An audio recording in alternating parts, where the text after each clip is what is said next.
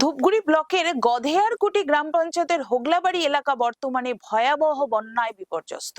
ঘরবাড়ি জলের তলায় চলে যাওয়ায় বহু পরিবার আশ্রয়হীন। এমন পরিস্থিতিতে দুর্গত মানুষের পাশে দাঁড়ালেন সারা ভারত গণতান্ত্রিক মহিলা সমিতির জেলা কমিটির সদস্যরা।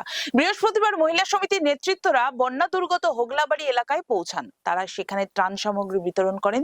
দুর্গত পরিবারগুলোর হাতে শুকনো খাবার, দুধ, স্যানিটারি ন্যাপকিন প্রভৃতি প্রয়োজনীয় সামগ্রী তুলে দেওয়া হয়। ত্রাণ সামগ্রী বিলির পাশাপাশি তারা দুর্গত পরিবারের সঙ্গে কথা বলেন এবং তাদের দুরবস্থা ও প্রশাসনিক অব্যবস্থার কথা শোনেন। এলাকা ঘুরে দেখে মহিলা নেতৃত্বরা জানান, বহু মানুষ এখনো পর্যন্ত সরকারি সাহায্য পাননি। অনেকে খোলা আকাশের নিচে দিন কাটাচ্ছেন। এই মানবিক বিপর্যয়ে সরকারের উদাসীনতায় তারা গভীর উদ্বেগ প্রকাশ করেন।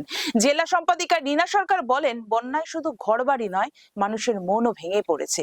প্রশাসনের দ্রুত ব্যবস্থা নেওয়া জরুরি। আমরা মহিলা সমিতির পক্ষ থেকে যতটা সম্ভব পাশে থাকার চেষ্টা করছি।